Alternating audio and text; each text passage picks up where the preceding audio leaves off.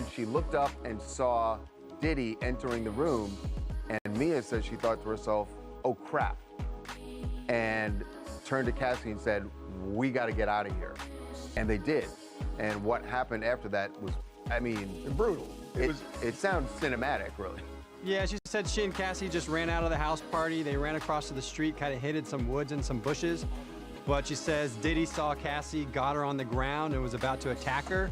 And then that's when Prince's security stepped in and separated Diddy from Cassie. And this is all going towards the sexual trafficking by coercion. Now we've got more third-party witnesses, Prince's security who is intervening here. It's looking really bad for Diddy because so many of these things were apparently done in public where it's obvious that she was running in fear to a wooded area. I'm not sure how he deals with this on cross. You know, it's interesting to me.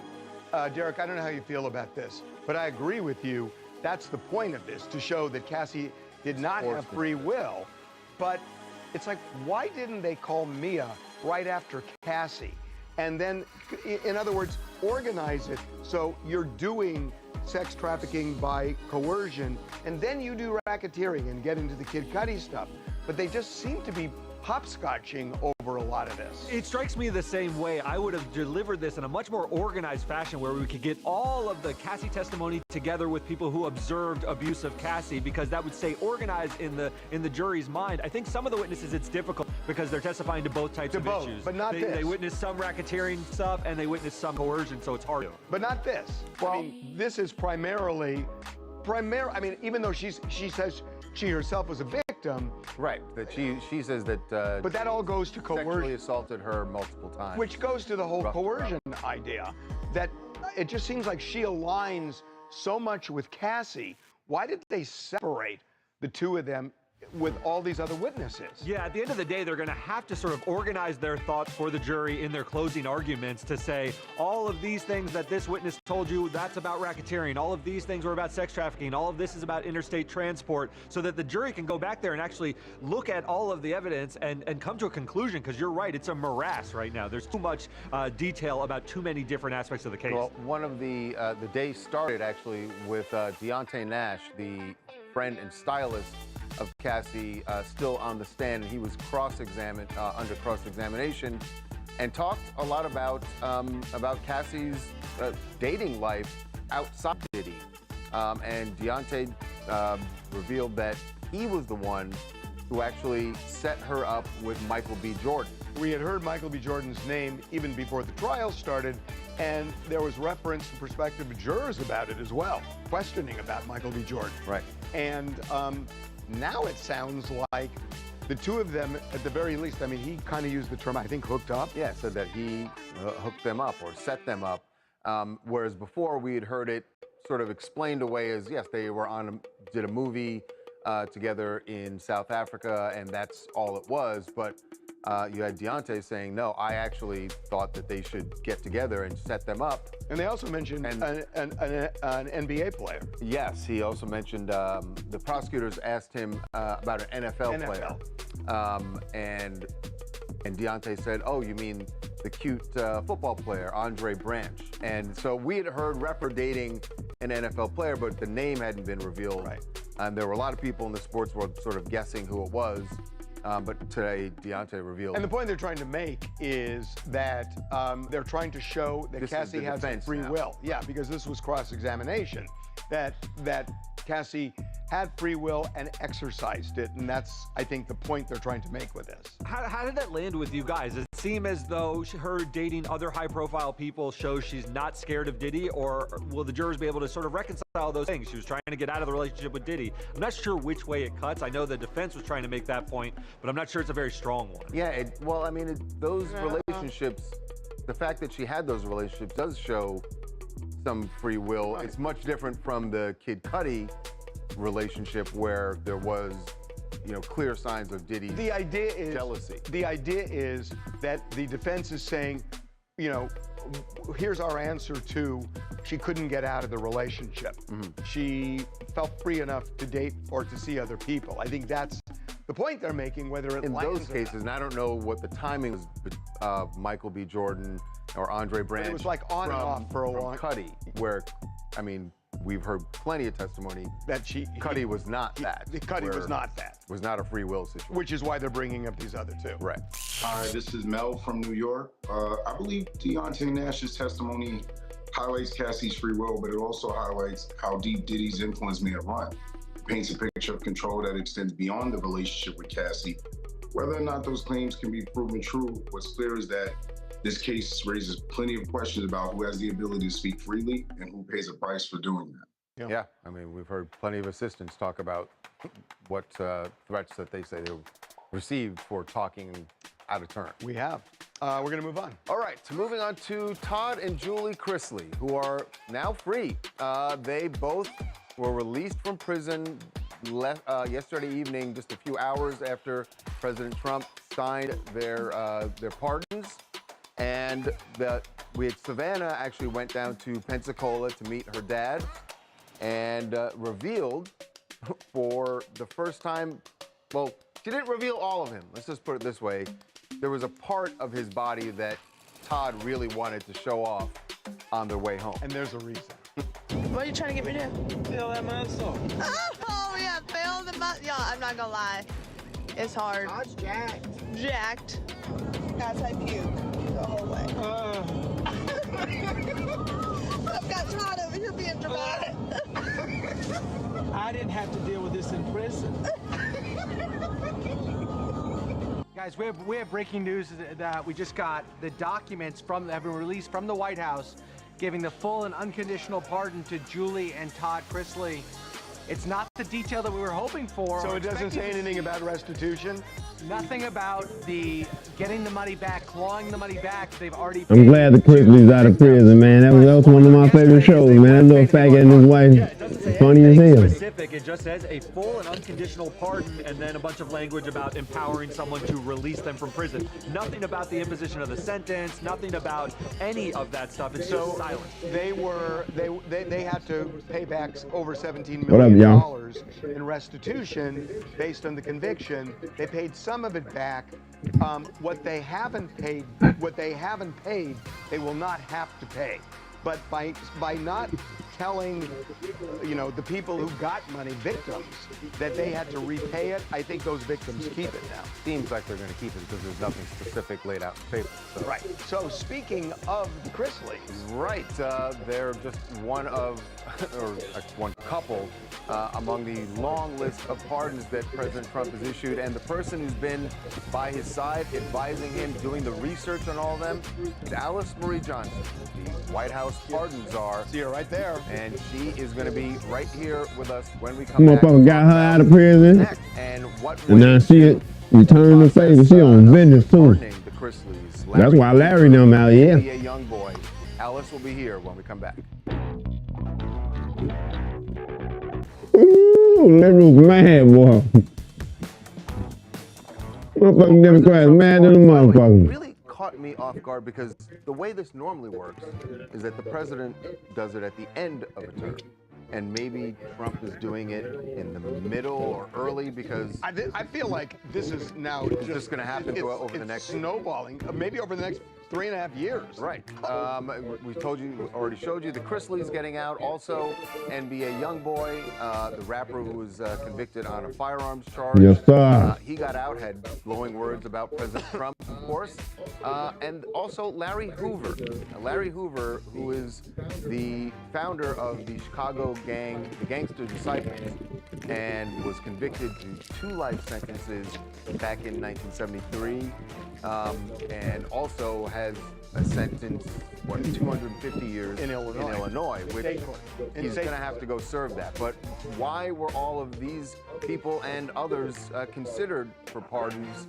What went into it? Well, the woman who was by President Trump's side helping him is very familiar with the process because she benefited from it years ago when Kim Kardashian went and visited President Trump. And now she's a huge part of this process. Gotta get my snack on, man. Right now is the White House's pardon czar, Alice Marie Johnson. Welcome back to TNT Live. Hey, Alice. Thank you. I love what she's doing, man. We love having you back. We feel like we've And I love that Trump picked her. So we just love this, Alice. Seriously. I ain't gonna lie, man. At this point, man, I don't even see how black folks will really be talking crazy about Trump, man. Y'all gotta stop. When it comes to pardons. And, you know, we have seen a lot. I mean, we've seen Joe Biden pardoning his son. We've seen Bill Clinton pardoning various people. And Donald Trump, in a way, is more transparent than all of them because he's not hiding behind any of it. Now, what I'm told, and I haven't seen it, Alice, is that when the Chrisley's daughter filed her petition, it didn't so much talk about a sentence that was unfair, a conviction that was unfair, as much as it did what she has done for Donald Trump. And he has a right to consider whatever he wants. How much of a factor is that in Donald Trump's calculations on who gets pardoned? Well, Harvey, I'm the one who actually brought the Chrisleys to the president. And in their petition, she talks really about what happened to her parents. She talks about the case.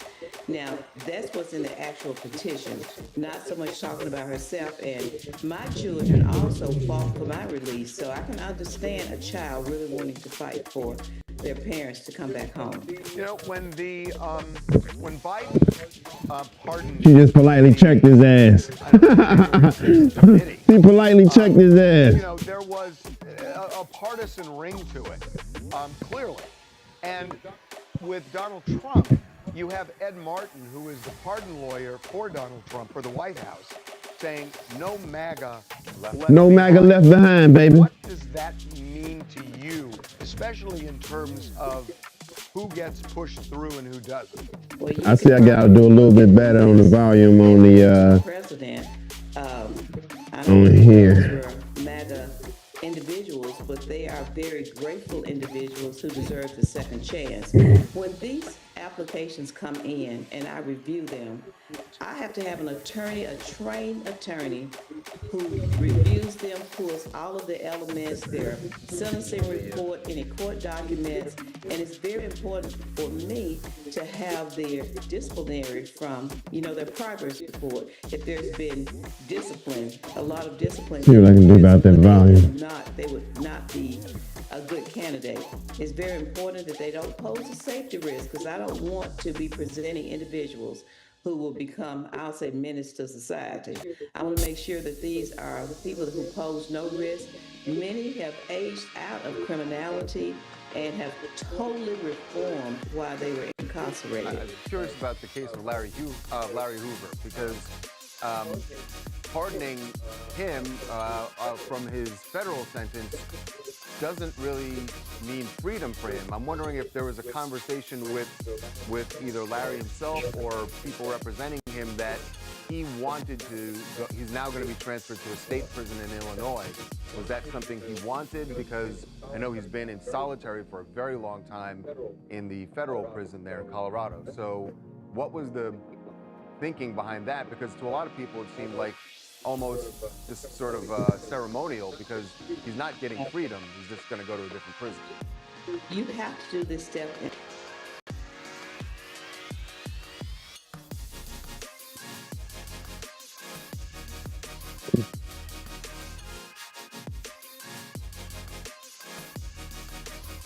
I just muted their ass. Fuck them. I don't want to hear their hating ass questions.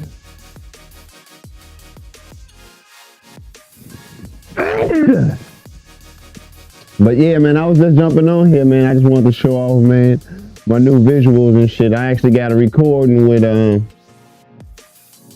one of the guys tomorrow, man. We might just live stream. It all depends on how he want to do it. Whether he want to just pre-record it and chop it up, or just live stream. But I just got through hollering at him about it because bro got his own podcast and shit. And you know, I want to take these steps to go ahead kick my joint off. I already got some dope ass interviews on real, and I got some dope ones lined up and shit.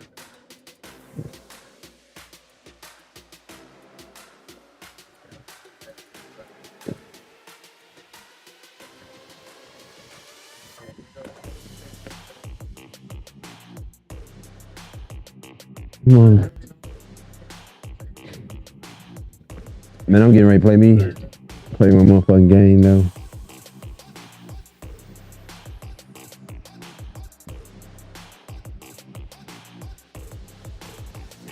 Y'all been playing that off the grid? Y'all heard of that before?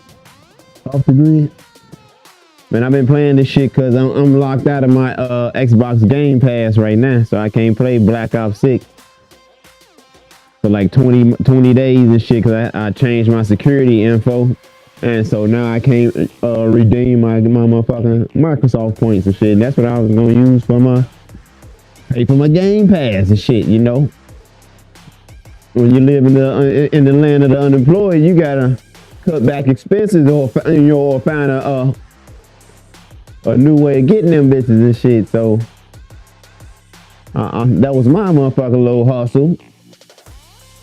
Pay for the Game Pass Ultimate with Microsoft points. You know, let my gaming pay for itself. But then I had to change my motherfucking phone up on my account recently, man. And doing that shit, I'm locked out for 30 days.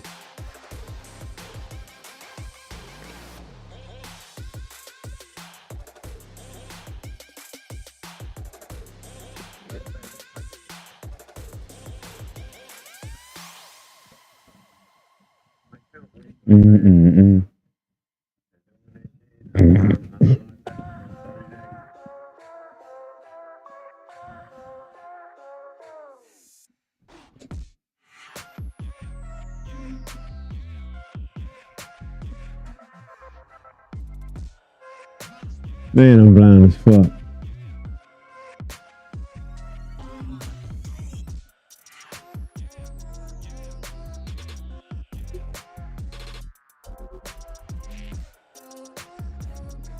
There you go. This is what I was trying to do, trying to show y'all this motherfucker. This goddamn it. Matter of fact.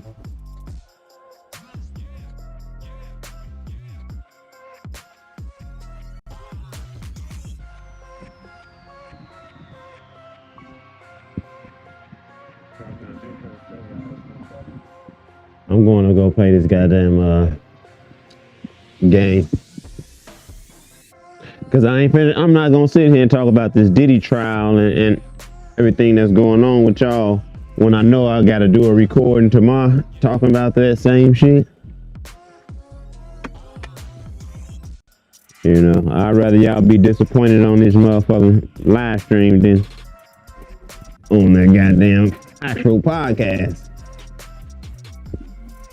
But let me get over here, get situated. Woo.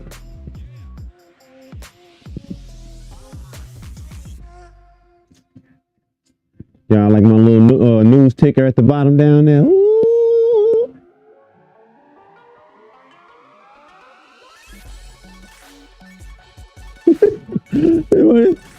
This motherfucker gonna write to me to some in the comment, yo, your energy and positivity on stream are next level.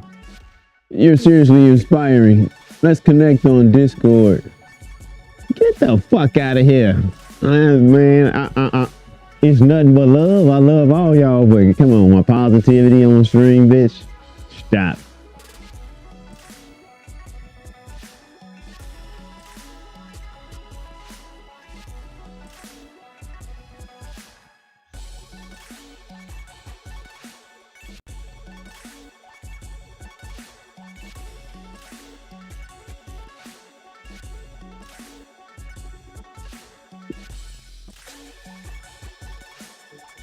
Was sold for $1 billion. She has a big chunk of it. You'll get a chunk of that, but not the billion. But still, as a businesswoman. The success of the company is because of her. Rhode is her middle name. But look, we have confirmed that she did in fact sell it to Elf Cosmetics, which if you're a female, you know, Elf Cosmetics is kind of like an affordable company sold in like Target and stuff. So Rhode shareholders are going to get $800 million. That's split up between cash and stocks. So $600,000 of that is in cash. 600 million. Oh my gosh, these numbers. Wow, that's a lot. $600 million in cash, $200 million in stocks. Unclear, like you guys mentioned, how much of the stocks and, you know, how much ownership she has of it. But one thing's for sure, she's been sitting on a gold mine. She only got this company, she started it back in 2022. Yeah. So talk about such a quick success rate. Well, here's the thing. You said, and it's because of Hailey Bieber.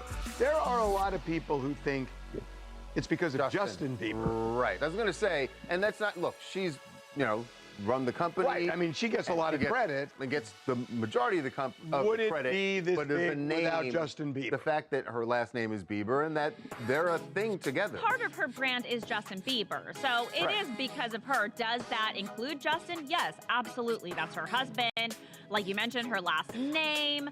But I mean, I think she's always leaned towards skincare in her brand, and people think Hailey has flawless skin. So like, she's also a great poster child for the company, and she's still going to be involved, by the way.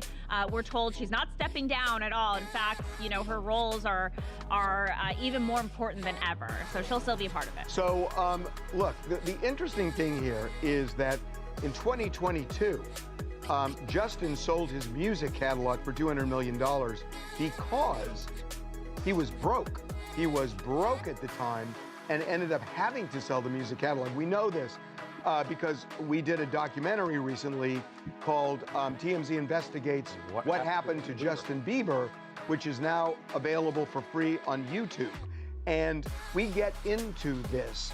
And the conventional wisdom at the time was that Hailey's company would be a long-term safety net. And the people we spoke with didn't think she would sell it this early. Right. Well, when someone steps up and says, yeah, $1 billion, but you're right. It was valued to it. Yeah. Right. You could hold on to it. And it could be longer. $2 billion and $3 billion. But she's still going to have her stock. So even if it goes up, she's still going to make money. It's just interesting because they have had some money issues, and they spent a lot of money. And I think it's just interesting, the timing here, that it was sold so early because the company's only a couple of years old. Right. By the way, after the deal was announced, Justin had to put up a post congratulating her. This motherfucker jumped out already. And yeah, they seem happy. Why wouldn't they? He's got happy hands. You got happy hands, that's for sure. Ray calling in from North Carolina. I love this for Hailey, and this is boss moves as a mom and a wife. I think this financial move is definitely going to help their marriage because, as we all know, Bieber was just broke, so she brought a ton of money into their household. So good for her. Yeah, they got a ton of money for sure. That's a lot of bacon she just brought home. A lot of bacon. Okay, fry that up. We're taking a break. All right, when we come back, speaking of a lot of bacon, President Trump is so not just cozying up to, fully embracing crypto world. He's making money, his family members are making money, he's got the vice president speaking in Vegas to all the crypto investors. Is this kosher? Are we all cool with this? That while he's in office making money this way? We're gonna get into that with Congressman Rich McCormick. He'll be here when we come back.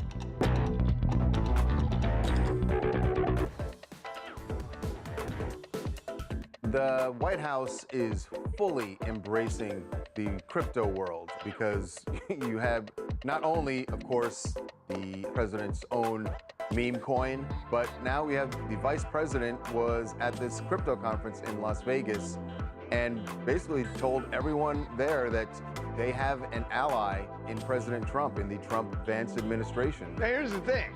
The Trump family is heavily invested now in Bitcoin, in crypto, and are benefiting from the boom in cryptocurrency. And White House press secretary yesterday said the president is not doing this and not benefiting from it. Yes, he is. It certainly seems like it. I don't know how you say he isn't. Yes, he is. I know that's what the press secretary said, but is this, you know, kosher? Are we cool with the president cashing in like this while in office? That's what feels different from other presidents. Lots of presidents benefit financially after they leave office. They're just not as transparent. Right. Well, even in office. I mean, there was a lot of swirl about what happened with Hunter Biden and, you know, during Biden's terms. So is this the new way? Joining us right now to talk about this is Congressman Rich McCormick.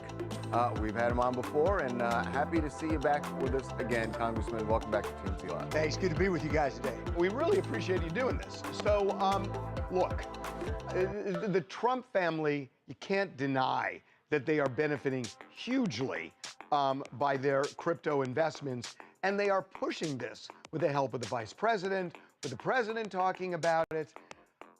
It certainly is transparent. Is it right? You mentioned the transparency thing. Absolutely, it's transparent. The funny thing is, no matter who you are, if you're a billionaire, you're going to either benefit or get harmed by the market no matter what you invest in. Bitcoin or cryptocurrency is just one of many investments I'm sure the Trump family is invested in. But if you think about it, every family, any billionaire has a ton of investments. You don't just put it in the bank and just watch it sit there. The fact that cryptocurrency is a hot commodity right now is not surprising to anybody. I tell you, I don't know about you guys, but I have my MBA, I got an MD. I've actually had facilities in my district that I visited that mine Bitcoin and talked to experts and creators, and I still don't quite understand it. It's really based on speculation on what you think it's worth. There's a lot of faith involved in this currency, just like the American dollar for that matter. You have to believe that it's worth something in order for it to be worth something, but it's so big now, I don't think it can fail. And you're right about being a billionaire. There are things you're going to be invested in, but launching your own coin while you're in office, it's special. Yes, it's special. It's definitely special. We'll call it that. The one nice thing about Trump, like him or hate him, you know who he is. He's not hiding anything. I mean, that's who he is. He wears it on his sleeve. It's not illegal.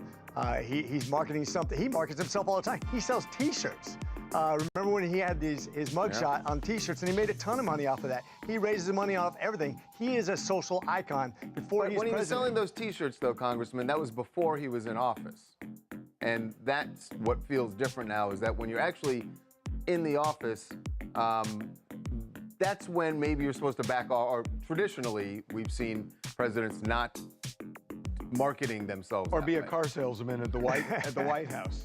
Well, so it all depends on how you look at it. I mean, lots of people write books while they're in office, and they make millions of dollars off that. The question is, where do you draw the line? I'm a physician, it's considered a fiduciary. I'm not even allowed to work as an ER doc. Neither are accountants or lawyers. So there are certain laws in Congress, but those are based off of rules. They're not based off of like a constitutionality. We can look at that as Congress, but there's nothing illegal about it. You said something a minute ago that really struck me. When you said people don't fully understand what crypto is, they think they might, but they believe in it, that they just believe it. Donald Trump is telling people to believe in it, even though they're not sure. And we've seen celebrities get burned by that, by the way. We've seen celebrities really get burned by it. But he is aggressively telling people, essentially, to buy crypto, because he's saying, and he's using his vice president as well. And when he benefits that way, doesn't that give you pause that he is leading people down that same path as celebrities? Right.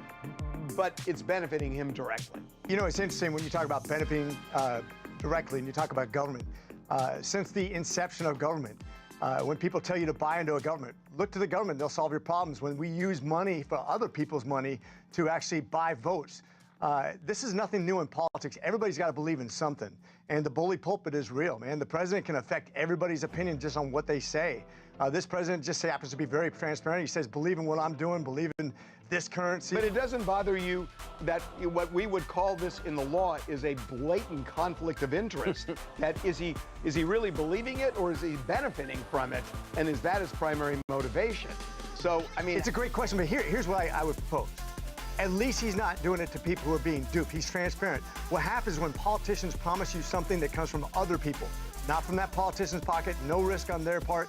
I'm going to take some money by the tip of a gun and make you force it to go to somebody else so I can buy their votes with your money. That's much less transparent and much more dangerous when it comes to a government. At least this is private. How is his PR flack coming out and saying the president is not benefiting from this at all?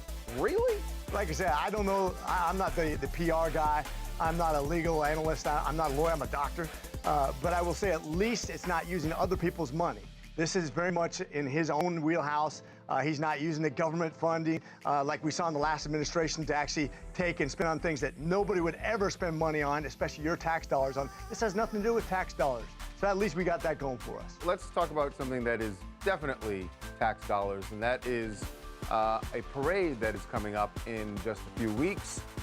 President Trump has announced that there's going to be as he describes it, like none other before, a military parade, basically showing off our military strength. I know you are a veteran yourself, and so is Harvey. He always reminds me. But yeah, it's this big parade coming up on June 14th. It is Flag Day, but I think more importantly to the president's his birthday. Are we celebrating our military, or are we celebrating the president's birthday? That depends on who you are and what you think about the president. But, you know, I've been in a million parades. If you're in the military for over 20 years, you're going to stand in a lot of parades. You're going to march in a lot of parades. This is going to be a big parade, but quite frankly, these people are going to get paid whether or not they're in a parade. Those tanks are going to be rolling around doing something. So this is not as big a deal as people make it out to be. Okay, well, finally, Congressman. So how are you going to feel when you're driving to the Capitol and your car bottoms out because of a sinkhole from the tanks? I hope that doesn't happen. I don't know. I'm sure they're rate tested for tanks too, but someone's doing that right now. I'm sure. It's probably part of the $45 million estimate to put on this parade. But are you going to be part of the parade, Congressman? Hey, if they ask me to, I'll put on my old uniform. I love the military. I tell you, I'm really excited about what the military is doing right now. We're really forming a new mission statement with better weapons, better contracting. I'm actually pretty excited about what's happening in the military. I'm on the armed services. I take that very seriously. So Memorial Day is a special day to me too. That just recently happened. I just want to acknowledge those guys who have gone before me. We have friends that we know that have gone. Nobody serves in the military without having friends that have passed. So hats off to those guys. What branch were you? Absolutely. I was in the Marines for 16 years, in Navy for 4 years. I was a Marine Corps pilot, Navy ER doc. So this is very near and dear to me. Well, I typed in the Air National Guard Reserves. and thank you for your service as well. Thank you so much, Congressman, thank you. We really appreciate you being with us. Always a pleasure, guys. Semper Fi. Okay, we are going to take a break. All right. When we come back, new video of the victim in the crypto torture case in New York City. Video of him escaping that apartment and making a beeline for police.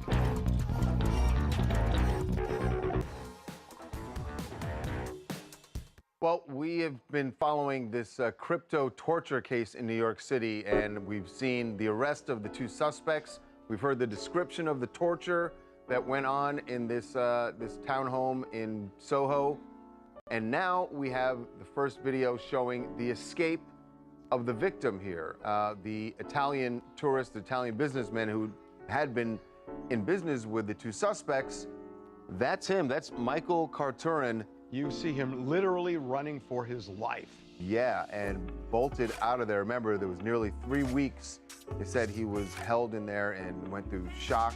He supposedly had a moment where he had given them, his captor, a said, I'll password. give you the password. And while grab my laptop. And while the guy was dealing with the laptop, he somehow, it's like a movie. I still want to know how he got away. I don't understand that either. I mean, it's like a movie where the ties are loose enough, but that's crazy after 3 weeks. So he escaped.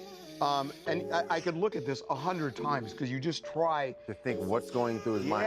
Where am I running? Who am I telling first? You see how frantic he is, obviously running to get out of there, but also it looks like he's barefoot in the video. He is. And I mean, running barefoot on New York streets. Oh, I mean, you gotta be the least of his problems. The least of his problems. By the way, didn't they say he had an air tag on him, or they told him there was an air tag somewhere on him, so that if he escaped, we're gonna know where you are. Yeah, I think that was part of it. I mean, it's interesting because all we really know is obviously what was filed in the criminal complaint, which is obviously what the Italian guy told cops happened to him. We still have no idea, as far as from the crypto guy's side, what they're gonna say to cops, what they're gonna say in court, because obviously they were just charged. I know, Harvey, you clearly know a lot about what's going on here, and it just seems like it's gonna get much deeper. I'm looking looking at a text I got from somebody who knows a lot about this, and I am telling you, this is more than a movie. It's more dramatic than a movie. Based on what I was told, it's like, this is not their first rodeo.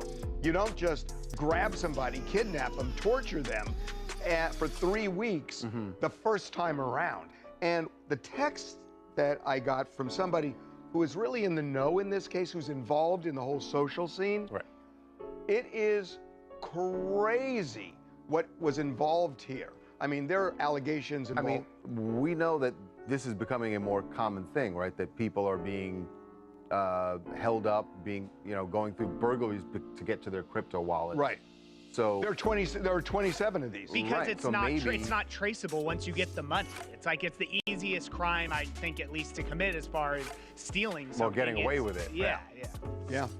Ebony from Long Island here, and I couldn't agree more. It is so surreal to hear this because when cryptocurrency was first introduced, we were all like, what is this? Like fake monopoly money, a scam? We're still saying that. A lot of people are still saying that, yeah. Like, it's crazy. And then you see this man who is being held hostage over essentially monopoly money. Yeah. And fearing for his life. It's absolutely insane. I've never seen anything like it before in my life. Let me tell you, it's going to get more insane. It's nuts. Okay, that time of the... Your favorite time. Tim is here with his rejects. Have you guys ever seen those speed painters? Speed painters, yes.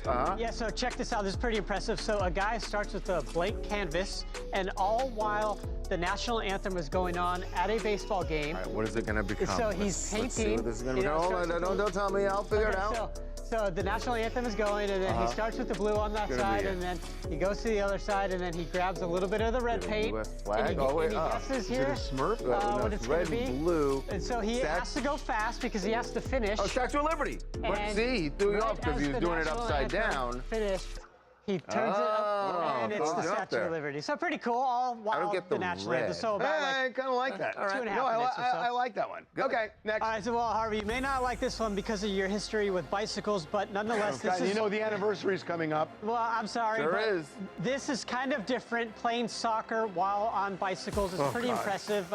You have to be very precise. Because but there's no there's no goalie. No goalie? Well, I mean, it's still impressive. You don't need it's just impressive enough to do. There's no wait, maybe that kid was supposed to be the goalie.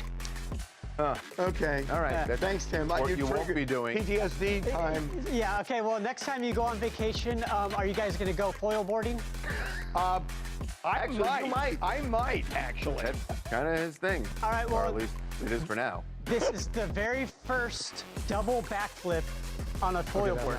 World's first, so... Not intentional. Pretty good double flip here. By the way, that's crazy because this is not easy. Well, you can get the momentum. He's going up yeah, but a little bit of a Yeah, wave you there. can get the... That's crazy. Wow. Okay, Tim, I'm going to do it. All right. I'll give you pictures when I get back. Please do. Yeah. Yeah, I can't wait to see that video myself. All right, rest in peace. Taking a break. When we come back, Offset wants spousal support from Cardi. Really? Okay. Well, there's some numbers behind that. We'll get into it when we come back.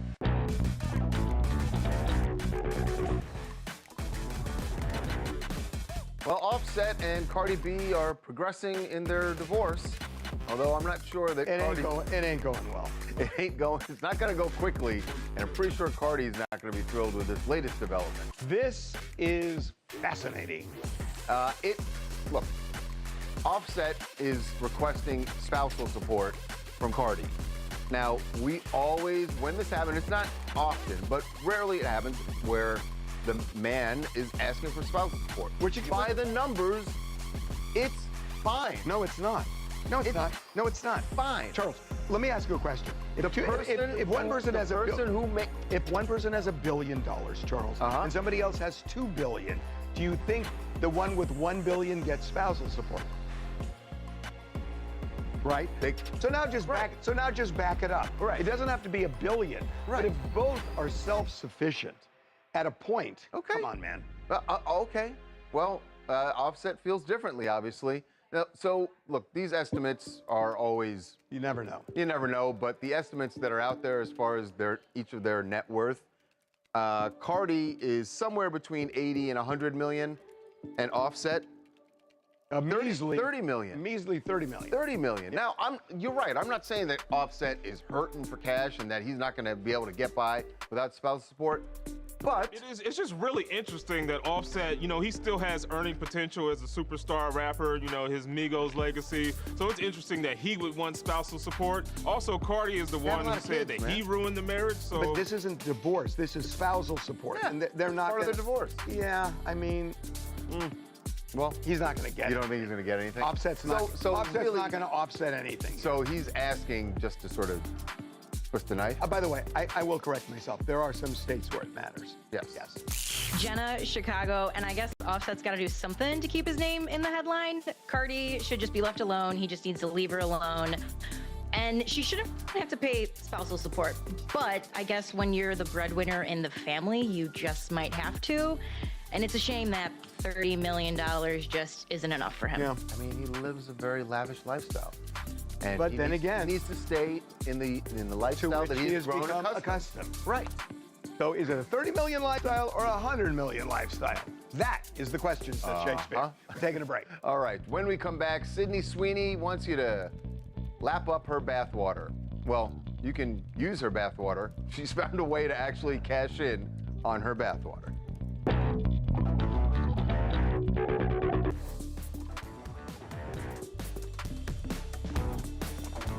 Remember Sydney Sweeney teamed up with the Dr. Squash guys, the soap company? And she did this commercial. She said, you dirty boys, and she's sitting in the bathwater. Well, the folks in that company decided they would basically market Sydney's bathwater. I guess they had such great response to a commercial with her sitting in a bathtub. And why waste a good bathtub, right? So the way look, there's no way I can confirm this, but they are marketing at least a new soap that they used her bathwater to make the soap. There's a certain audience they're going for. What community is that? Primarily men, I think. No, but is it a specific, like, fetish community? I don't know what you're talking about. I'm sure I have no idea what you're talking about. I'm offended that you think I do. So they used to say, don't throw the baby out with the bathwater. Now you don't even throw out the bathwater. Conservation, folks. See you tomorrow. Saving the planet.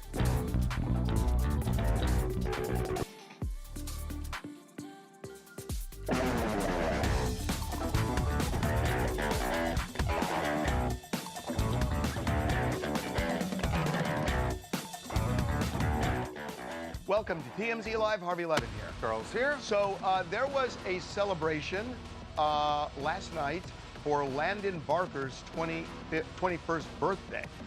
It was at a club in the LA area.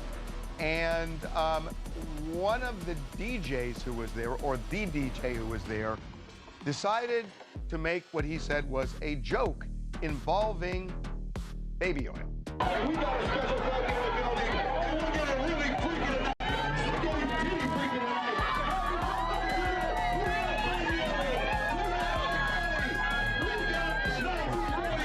Well, that video landed on social media, and of course, there's been a firestorm of reaction to it. That's Landon there in the middle of all of his friends. You see them circling the baby oil around his head.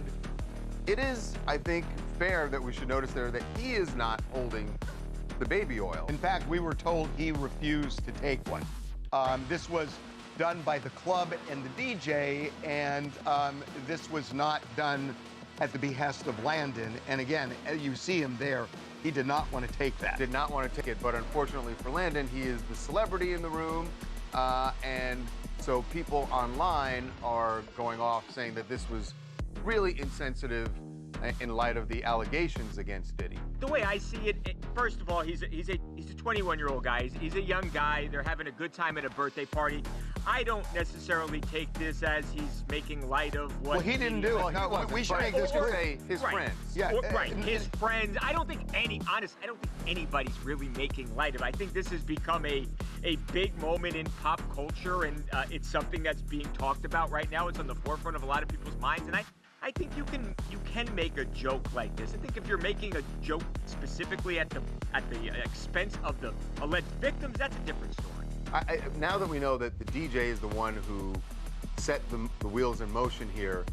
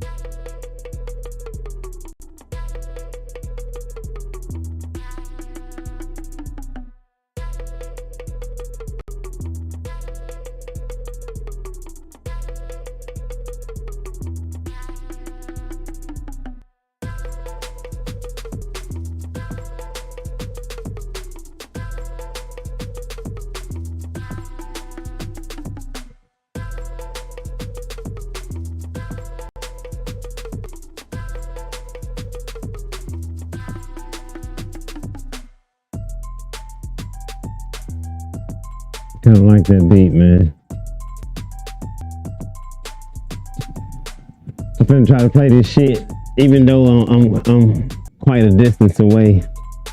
No, I don't want to. We landed with the sweaties, man. Yeah. Yeah, that's true. We did.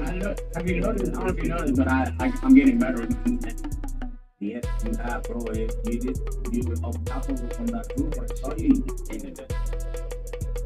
That's what the game has. The game has. It's just a matter of learning how to use it. I was taking notes from your video. It's them dudes in the game that y'all hear in the background. Oh, let's see. Let's see if I can play. Let's see if I can hit. Cause this shit at an angle like where I'm at right now, man. It's hard as fuck for me to see. But yeah, this off the grid. Let's get this shit started.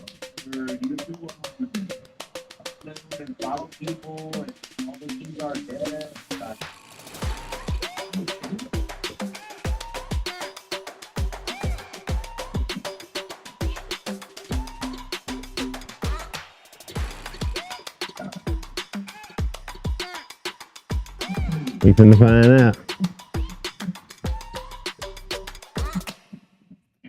Just me trying to hype myself up. Like I was saying, man, I don't really want to talk about that Diddy trial and shit because I got a recording to do tomorrow about, and I know we're gonna be discussing the Diddy trial, so I don't want to be like talked out about it. I like to be as authentic as possible, especially for recording.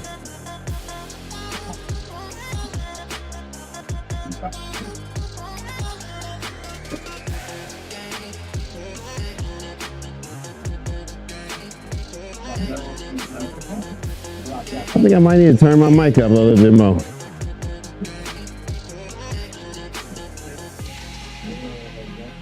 Oh shit, I wasn't even paying attention. They jump out already?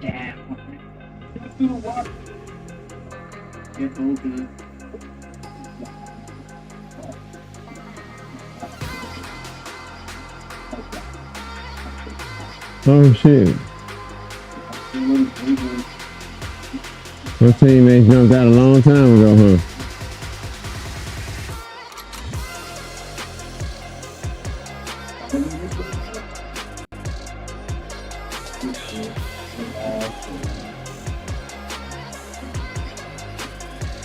I'm trying to make it as close as possible to their ass, though.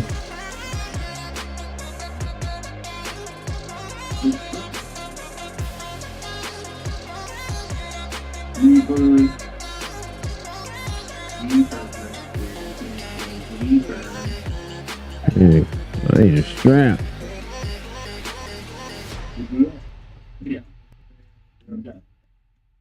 I'm gonna get shot up because this shit confusing as hell from this angle.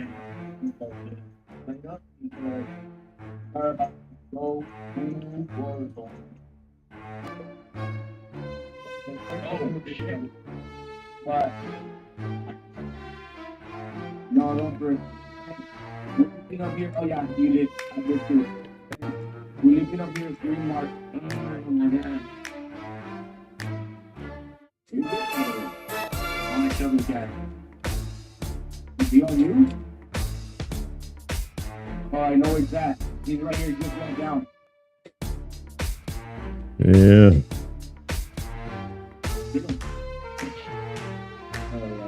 Hey, grab him, please. Leg up. And let's go to that red mark. Right here is the green mark.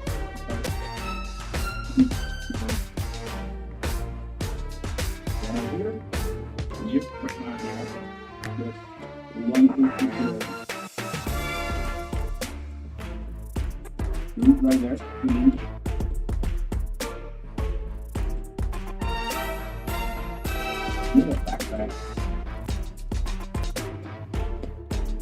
I'm trying to get it in. What that say? Yeah.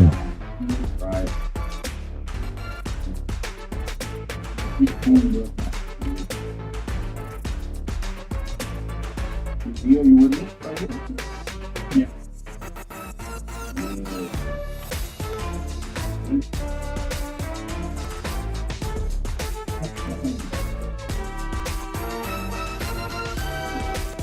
Yeah, I shot because I was trying to take it like 3 round burst.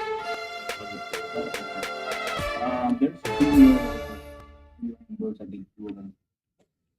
I like my leg. My leg. Like, yeah.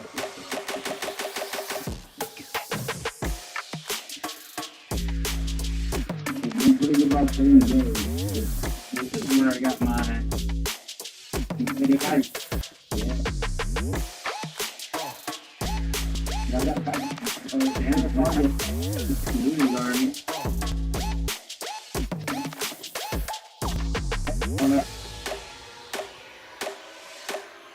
On the dance, baby. Oh my god.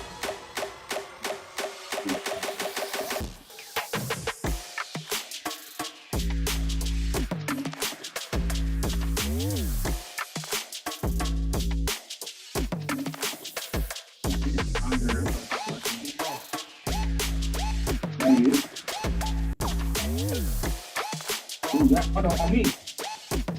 Yeah. Oh my god, dude. Oh no. You got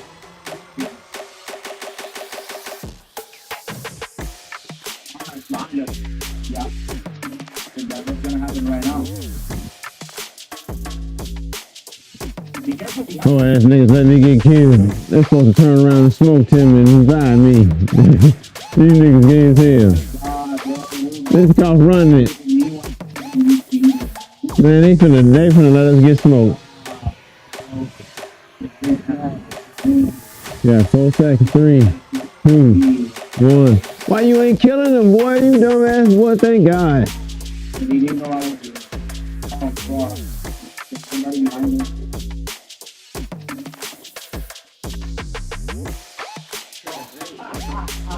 I know.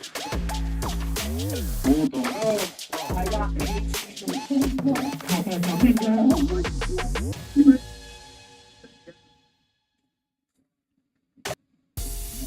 oh, shit. Yeah, no, that's it. That's up. Yeah, make sure you guys are tuned up and reload, because we're about to go this way and there's a lot of people. Yeah, okay. There's 3 guns out here. I need another gun. Not the sweater, man.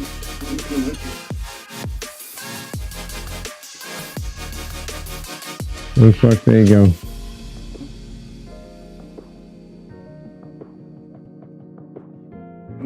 Oh shit, on me?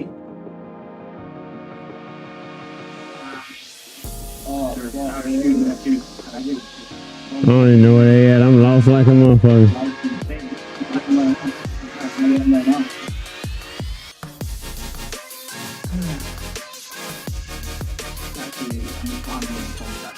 Oh my God!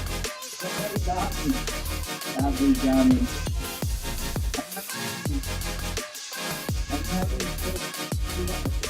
You go, bro. Come back. Oh shit, ¿viste the light? Nos partieron el culo ahí. Stay alive.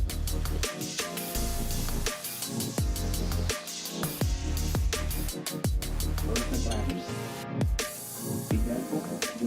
Watch the left, look behind you. Oh, right there.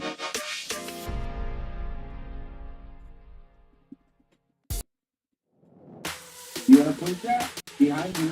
Yeah.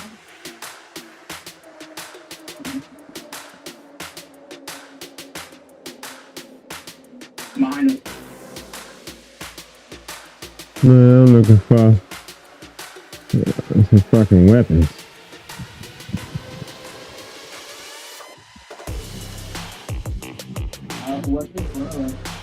Yeah. Do you have a head? Oh, shit. Somebody's shooting at me.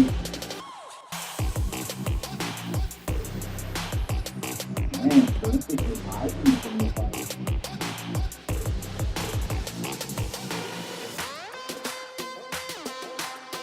Oh shit! Oh, whatever. On me. Where are you? I can't see you. Oh, you're in the sky. Okay, you're in the sky.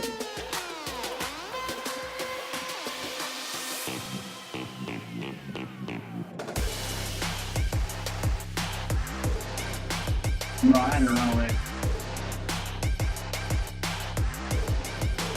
Oh, he got me. Oh my god, bro. Oh. I'm trying to outrun this damn zone.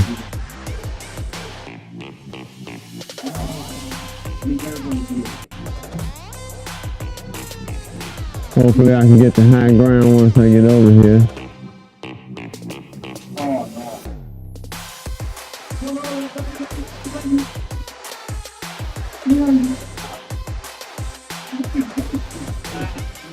You gotta move around.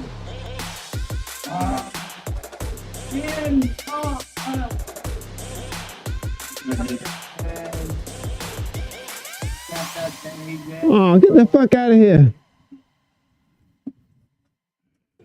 They was on some straight bullshit with me. Oh damn, you had 10. Nah, it's hard as hell trying to play from this goddamn far away. My eyes burning like a motherfucker.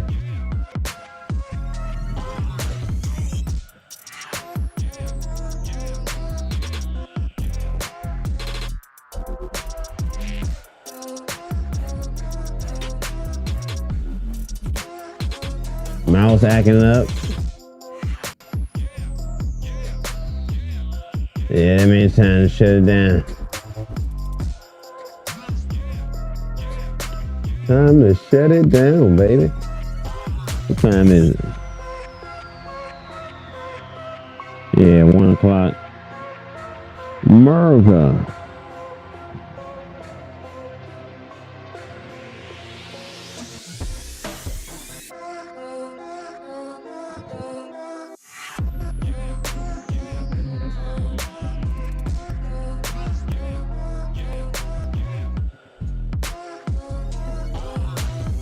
Yeah, yeah.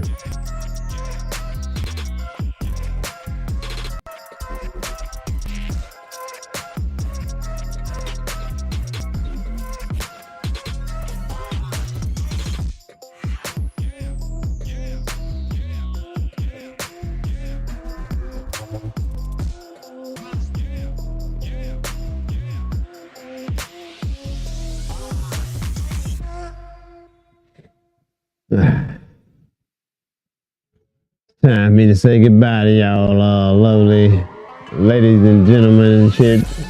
As much as I appreciate y'all taking the time to check me and my progress out.